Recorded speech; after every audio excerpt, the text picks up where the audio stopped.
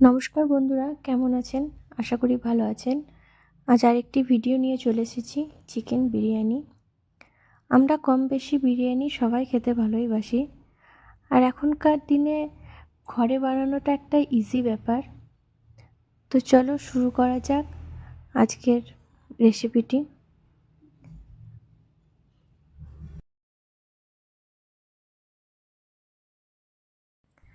এখানে 500 gram chicken নিয়ে নিয়েছি। তার মধ্যে দই, হলুদ, কাঁচা লঙ্কা বাটা, পেঁয়াজ বাটা, রসুন বাটা, জিরে গুঁড়ো, ধনে গুঁড়ো, একটু কাশ্মীরি লঙ্কা গুঁড়ো সব কিছু দিয়ে মাখিয়ে রেখে দিচ্ছি।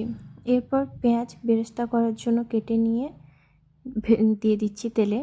তারপর এগুলোকে আস্তে আস্তে ভেজে নেব। খুব কালো করব না, বাদামি রঙের হবে, তখন এগুলোকে তুলে নেব।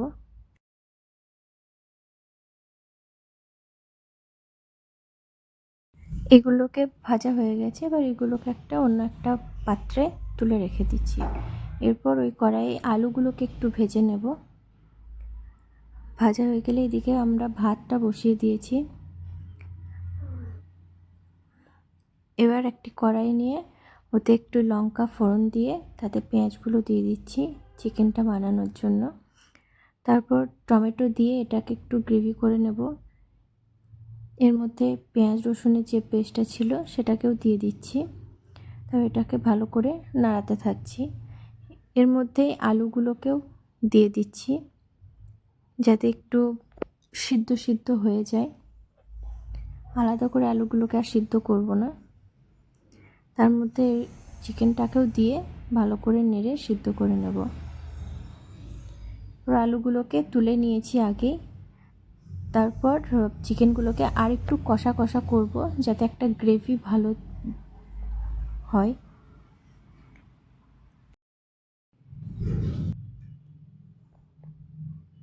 এদিকে আমাদের ভাতটা হয়ে গেছে।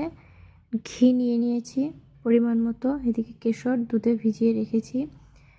বেরেস্তা নিয়ে নিয়েছি পরিমাণ মতো, লবণ ও চিনি নিয়ে নিয়েছি।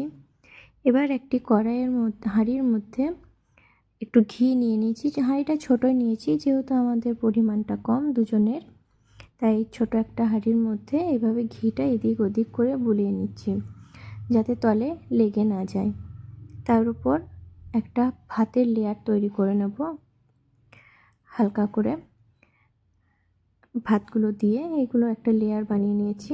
তার উপর লবণ, চিনি, একটু কেওড়া জল, গোলাপ জল, ঘি, কেশর ভেজানো দুধ সব একটা একটু করে দিয়ে নিচ্ছি। পুরো একটা লেয়ার হয়ে যাবে। এগুলো দিয়ে দেওয়ার পর এর উপরে একটা চিকেনের লেয়ার তৈরি করে নেব। এর উপরে বেরেস্তাগুলো দিয়ে দিচ্ছি। তারপর আরেকটা ভাতের লেয়ার উপর তৈরি করে নেব যাতে উপরে ভাতটাই থাকে। তারপর একটু টিপে টিপে দিচ্ছি কারণ হাঁড়ি থেকে একটু উপরে উঠে যাচ্ছিল। আর একটু ভাত দিয়ে এটাকে ভালো করে পুরোপুরি ঢেকে দেব।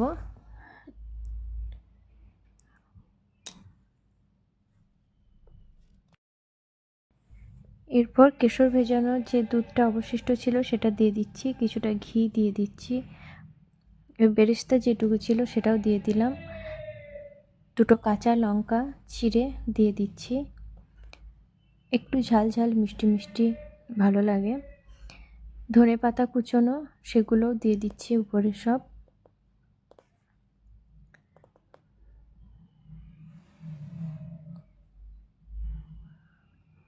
দেখতে খুবই সুন্দর লাগছে এখন। তো এরকম করে একটা প্লেট নিয়ে, হাঁড়িটার সাইজের একটা প্লেট নিয়ে ঢাকা দিয়ে দেবো। তার আগে একটু কেওড়া জল, গোলাপ জল দিয়ে দিচ্ছি, 1 চামচ করে দিচ্ছি। একটু আতর, মিঠা আতর যেটা, সেটাও 2 ফোঁটা দিচ্ছি। 2 ফোঁটাতেই সুন্দর সেন্ট হয়। 2 ফোঁটা দিয়ে দিচ্ছি। তারপর একটা প্লেট নিয়ে হাঁড়িটাকে ঢেকে রেখে দেব।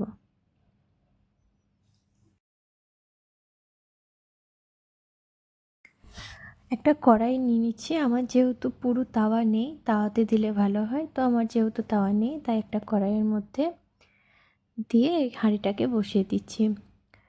15 থেকে 20 মিনিট দম দিয়ে নেব। দেখো কতটাই না সুন্দর হয়েছে। তো এটাকে এবার সার্ভ করে দেখাই, চলো। দেখতে খুবই সুন্দর লাগছে।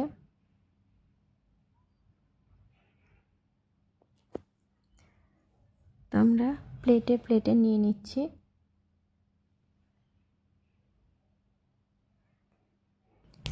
খুবই ইজি রেসিপি এবং খেতেও খুব সুন্দর হয়েছে। তোমরাও বাড়িতে একবার করে ট্রাই করো, দেখো ভালো লাগবে।